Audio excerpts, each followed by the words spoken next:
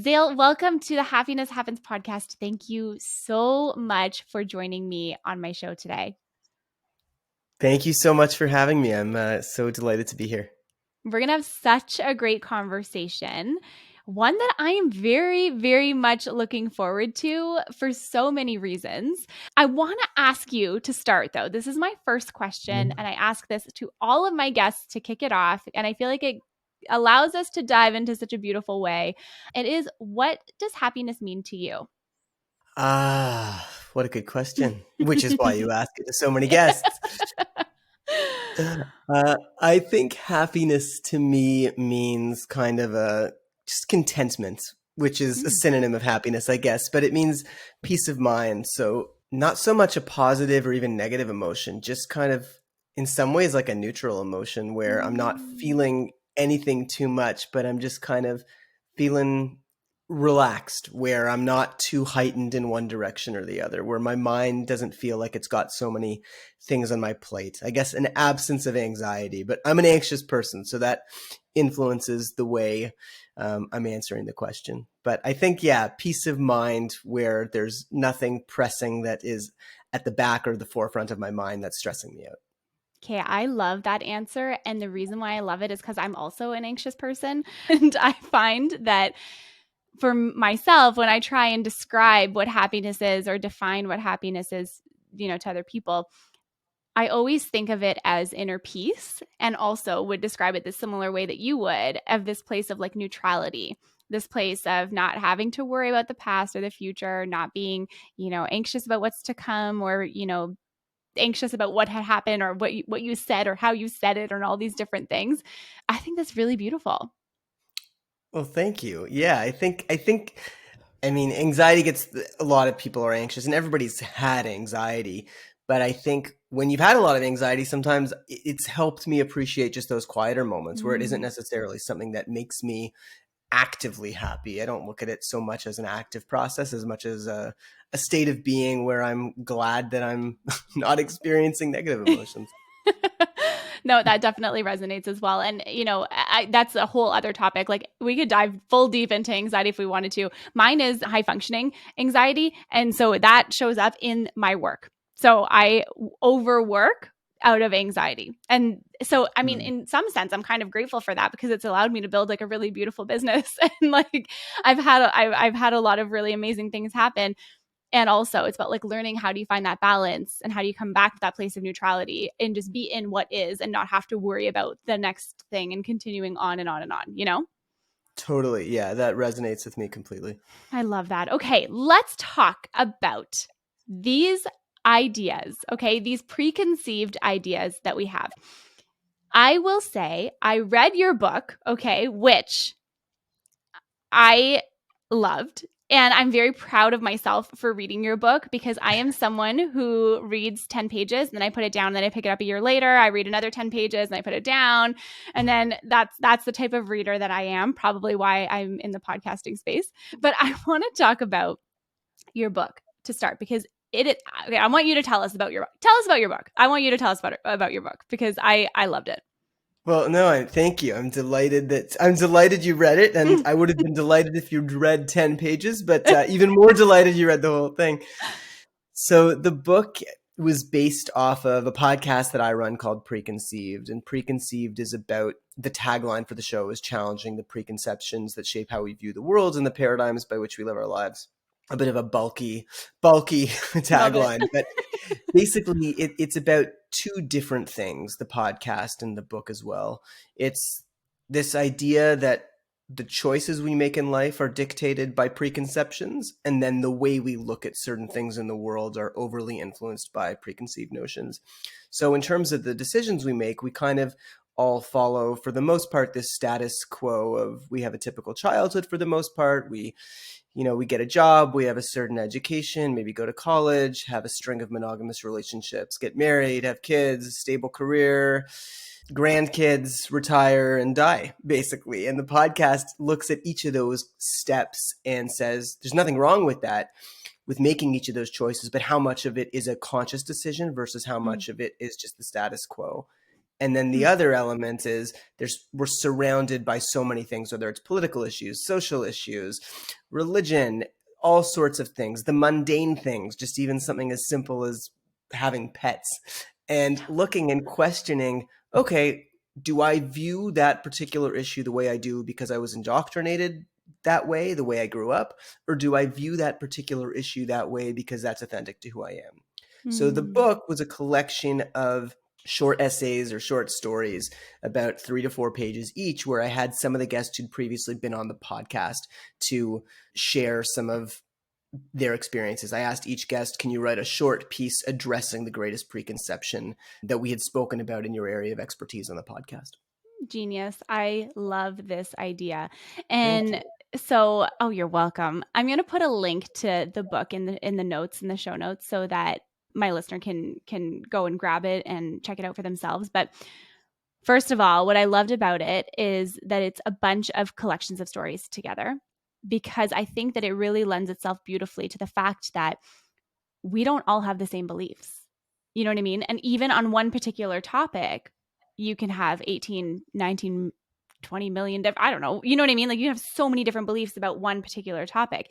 And I think when you focus through one lens about one particular issue in the world, let's say the word issue just for conversation's sake, one issue in the world, you're allowing someone else to see something in a different way, which I know is the intention and the purpose, because the idea is to bring to light all these preconceptions, like all these preconceived ideas that we have about who we are, how we are.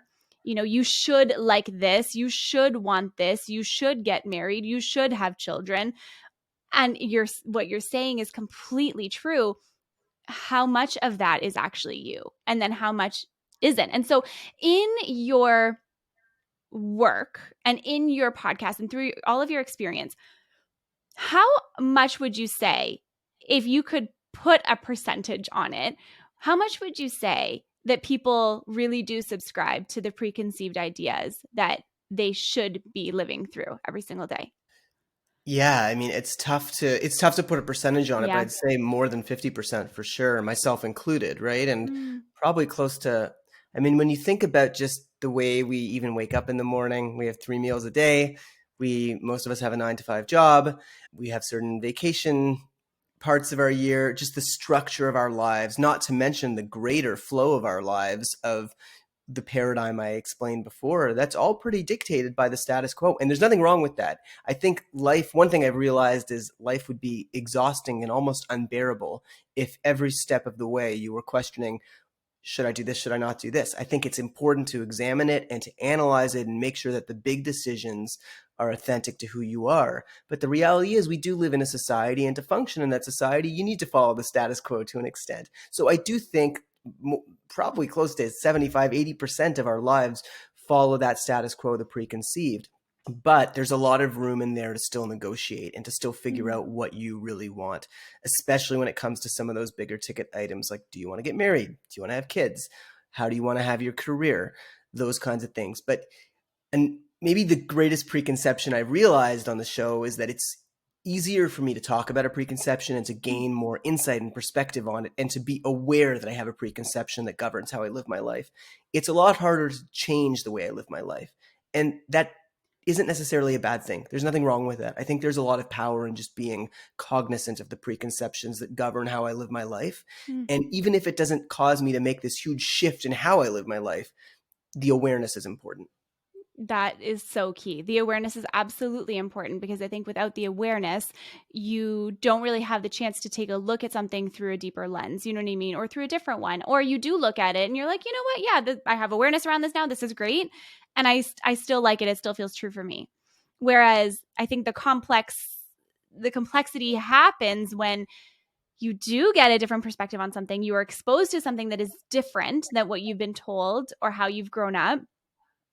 And then it can start like an internal crisis of, is this particular thing for me or is it not?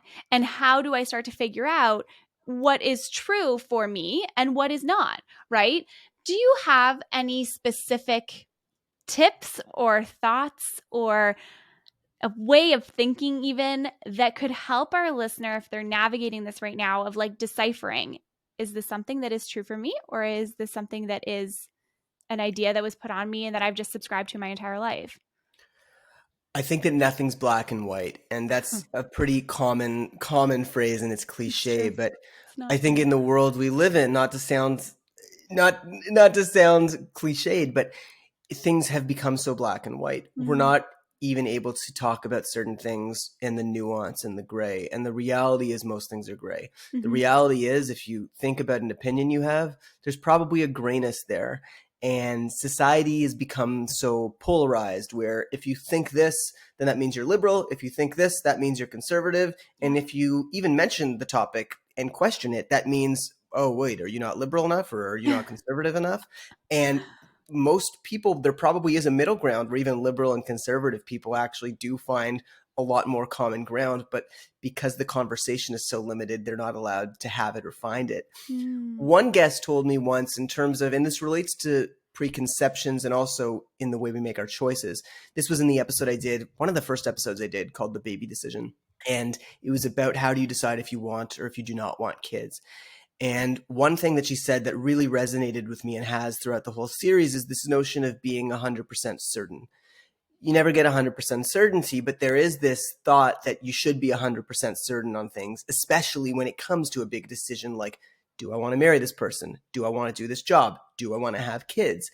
And people, I think she said, are too focused on getting to that 100% certainty. Mm. Often 60-40 is a decision. Ideally for something like having kids, she says you'd like to be at 80-20, Yeah. but you're not going to get to 100 for most people. Certain personality types especially aren't going to get there. So I think that whatever kind of decision you're debating or you're navigating in your life, you don't always have to look for that 100%. And that plays back into that black and white. Issues aren't black and white, and our decisions, ultimately, while we have to make a decision that's binary, it doesn't need to be based on 100% certainty. I love that. That is so true. And you're right. I mean, sure. I mean, you could say that it is cliche that things are not just black and white, but I think it's actually a really good reminder because I think we live in a society that tells us that it needs to be black or white. Like there is no space for another opinion. Like if you look at any topic, it could be gosh, it could be marriage, it could be children, it could be monogamy, it could be the job that you have, the career that you want to do, going from corporate to starting your own business. Everyone and their mother has an opinion, and especially online and in a world where you can comment something so easily and share your own thoughts and your own opinions, that it can create this like narrative of I'm right, you're wrong, and only my opinion is right. So And good think luck if you have about a different one. And think about Twitter. There's literally a word Mm, count on. I don't love social media. I have it for the podcast, but I don't right. use it personally, really. But think about social media. There's literally a word count. There's no room for nuance in any of these tweets, right? Exactly. You're limited to a pretty bold opinion. And then, of course, people hide behind their computers and write things and all that, which we know of. So 100%. It's crazy. And I do want to ask you, so when you were creating the podcast and then the book that followed it, why tap into this idea of preconceived like notions and preconceived ideas? Like, was there like a catalyst for you of why you wanted to explore this topic? I was at a place in my own life, I think, that fit with the idea of preconceived.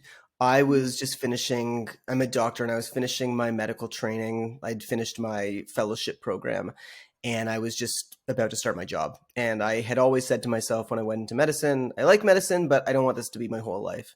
And some people grow up knowing they want to be a doctor their whole Yeah. lives. And for me, I want to be a doctor, but it wasn't my whole life. And I thought, how do I make sure that I don't just fall into that, so to speak? And I thought, okay, well, Mm, starting a podcast will be just a project that will be fun for me.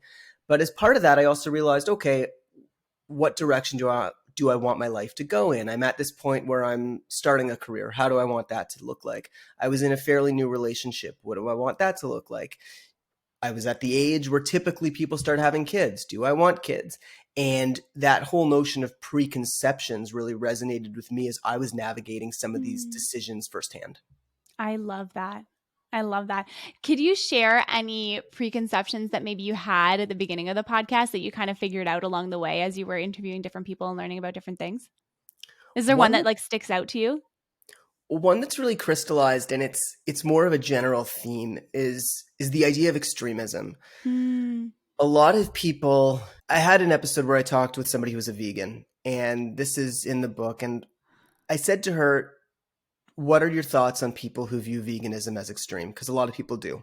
yeah. And she said, I view it as extreme that people kill animals the way they do, and we package them up and we put them in stores. And the farming industry and the killing of animals. She said, I view that as extreme. And I'm not saying that in a high horse. I'm not a vegetarian or a vegan, but that stuck with me. And sometimes we tend to call things extreme if they deviate from the status quo. But what Mm, she said was extremely logical. I actually agree with her. I think our status quo of our food industry is more extreme than her view of being vegan. So it's easy sometimes to throw the word out, that's extremism. But using that word sometimes is a way of maintaining the status quo. mm, Does that mean people are not extreme? No, there are people who are extreme, and sometimes that extremism is less about what they think and about the way they express it. But that reminded me that sometimes it can be dangerous to just use this word extremism to other something just because we don't agree with it, because often in a vacuum, it's actually less extreme than what we view as normal. that is so true. And I think also, too, depending on where you are in the world and where you live, you know what I mean? Like some things are incredibly extreme that we do over here in North America. You know what I mean? Like there's things that we do here that other parts of the world are like, what? Why would you do that? You know what I mean? And then there's other parts of the world where we look over here and we're like, you would never see that happen in society over here today. But I think that extremism brings this idea to light, like this idea of tolerance. You know what I mean? Like people, I don't think, in my opinion, don't, or maybe I shouldn't say don't, it's a blanket statement, but like have a hard time tolerating other people and other opinions. And everyone always needs to be right all the time. It's crazy. Everybody needs to be right, and people are almost afraid sometimes. And I'm not saying I'm not prone to this too, but people are almost afraid with engaging in the other side for some reason. It's like the idea of engaging somebody with a different opinion or Mm. questioning it. Some people view that as acquiescing to that opinion. Mm. You can question something without agreeing to it. Just because I have somebody on my podcast who I had somebody come on once to talk about pro-life, for example, which is obviously a very contentious topic. And I am pro-choice. And Me I too. even felt the need to say that right now, that I'm pro-choice, because I know the way that would be perceived by people if Exactly. I said I was pro-life. But this person I spoke with, she's not malicious by any means. I think obviously there are some people in the pro-life movement and in the pro-choice movement who are malicious in their opinions and sometimes in their intents. But she was just somebody who had a different belief than me. Some people would say, why would you have her on the podcast? Why would you kind of support a view that you don't agree with? And I Mm. say, I'm not supporting one view or putting down one view. I'm just having a conversation so that my opinion's better informed and to try and understand kind of the other side. And to be honest, I think there's more similarities even than people would expect. Absolutely. And this is actually what I love about podcasting. This is one of the things that I love about it the most. Because if you look at someone like Joe Rogan, for example, he does something, similar. You bring on different people, you have different conversations. You don't necessarily need to agree 100% with what the other person is saying. I'm sure there's different parts of all the conversations that you have with people. I'm sure there's one thing across what everybody says in every episode that you're like, you know what? That could be true for me too. You know what I Mm-hmm. mean? And it doesn't mean that it has to be all or nothing. And I think what I find so frustrating with the way our society is right now is it's exactly what you said. There is no room to honor other people's opinions and like hold space for those. So, I look at myself, okay? I am someone who you could be pro-choice, you could be pro-life, you could be whatever else it is you could whatever else, whatever other topic that you want to bring to light. Mm-hmm. While I may not agree with specific parts of each point, I will always honor somebody else's opinion because I think what we forget as a society is that everyone is raised with a different set of values and beliefs. Everybody has different lived experience, right? Everybody has a different perspective, and we all have different parents. Like we all have different circumstances, different privilege, different different access to resources. So how can two people possibly align 100% on the exact same thing? You know what I mean? I think our society would be so much better off if we could just honor someone else's opinion.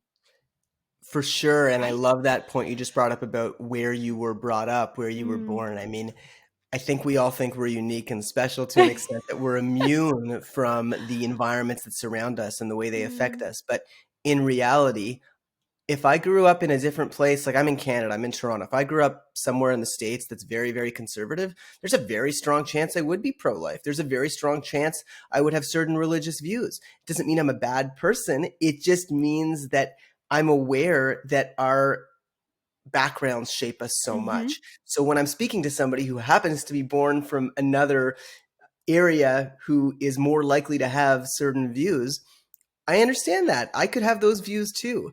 And only by talking do we exchange ideas and realize, oh, well, let's actually dissect. Why do you have that Mm. idea? Why do I have my idea? Is it because I grew up like this, or is it because I genuinely believe that?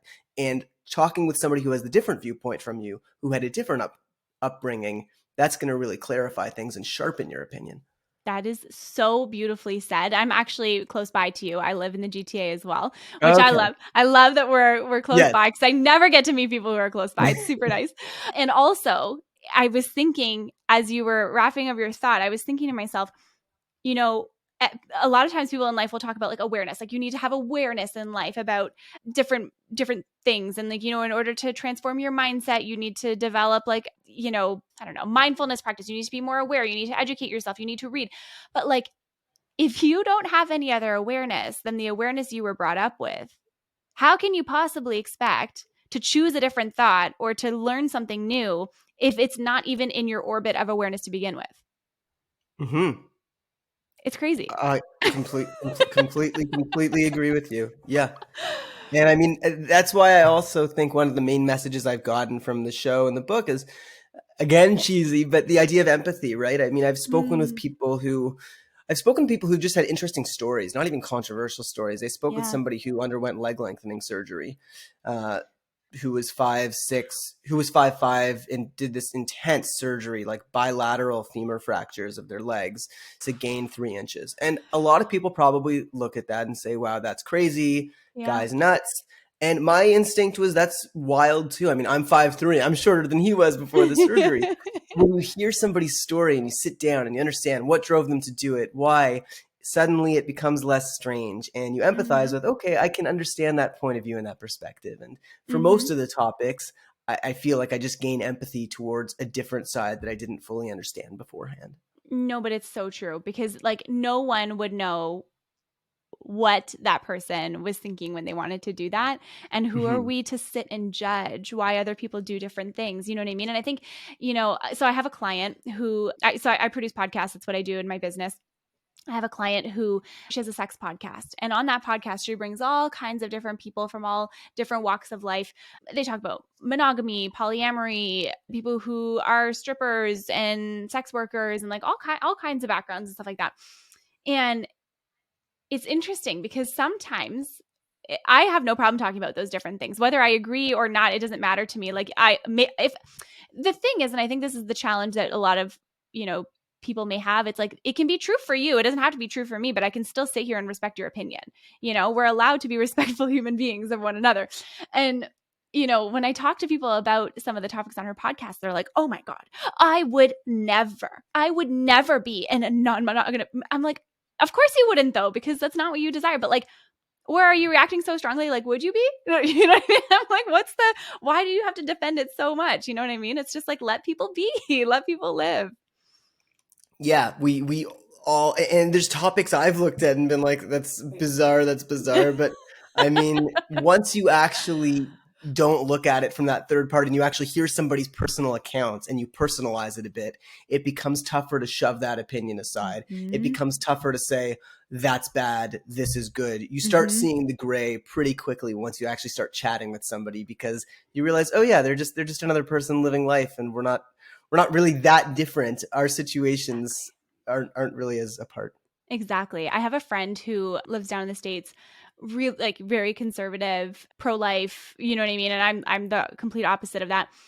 But what I always appreciate is every time we have a conversation about something related to that, or in that, like, you know, maybe through more of that conservative lens, if you will, there's always like an understanding for my opinion too. You know what I mean? It's not like you're wrong and my way is the only right way, which I think is key. And I think this is what you're shifting here right now through your podcast and through your book. Thanks. Well, yeah, Awesome. that's kind of the goal. So Love yeah, that. It's I amazing. think you summarized that really well. Thanks. So, okay, I have to ask you, we've talked a little bit about it, but if you could give like maybe like one big reason why it is so important to speak about these different, I want to call them taboo topics, but I don't even know if they are. Controversial? Yeah, Controversial. Maybe that's a better word. I think the controversial. I think the controversial part. I'm sounding like I'm about to get myself in hot water. The No. controversial, the controversial topics. I mean, most of my episodes I'd say aren't controversial, but I probably about 10 to 15% are. I think those are the ones that are the most important to talk about because they underline the importance of exactly what we've been talking about seeing the gray, listening to the other side. It's easy to see the other side on something that's not controversial. It's Mm-hmm. easier to say, yeah, things are gray when you're not talking about something controversial.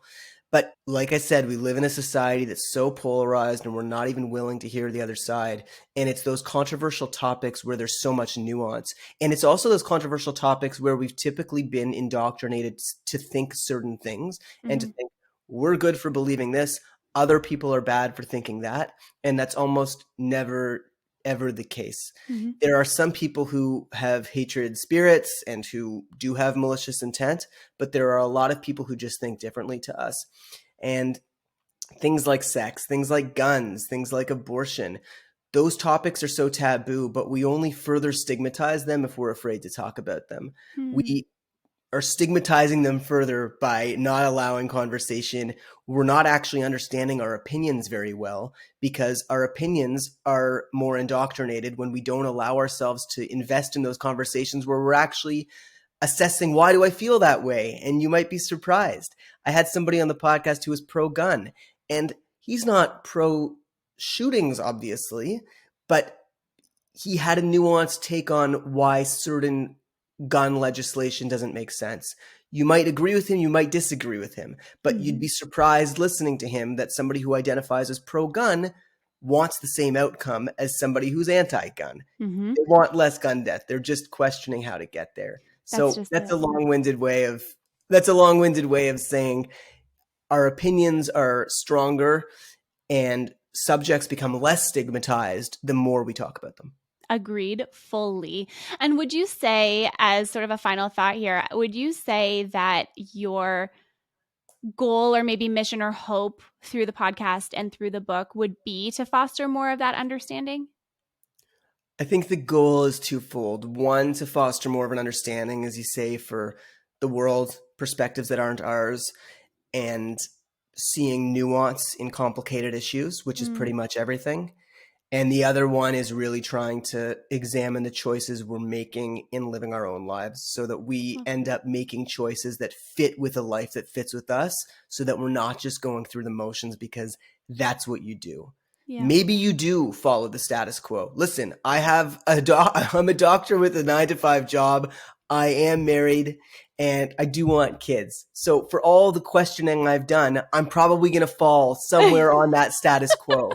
But I feel better about those choices now that I feel like I've examined them. And I do think people examine them, but it doesn't hurt to kind of have that push to continue to examine to make sure that the subsequent choices we're making are still sincere for us. Mm-hmm. And also to touch on that, I really do think that the more you question things, the more clarity you get within yourself. And so let's say, maybe you're with someone and you never envisioned yourself getting married or anything like that. Then you listen to something, you hear something, and you're like, you know what? Hold on, I could actually see myself getting married. Am I in the right relationship? Am I fully me? Is this who I am as a person? Is this the type of life that I want? Do you know what I mean? Like that can spiral so you can still achieve those things. I think it's about achieving them in a way that is in your own true alignment as well at the end of the day. Especially that concept of love you talked about. Those are some of my favorite episodes because there's this notion out there that love is supposed to feel a certain way, look a certain way, and you are supposed to have that 100% certainty about it. And I've done a couple episodes about that where that's such I think for some people, sure, their personalities cater to that.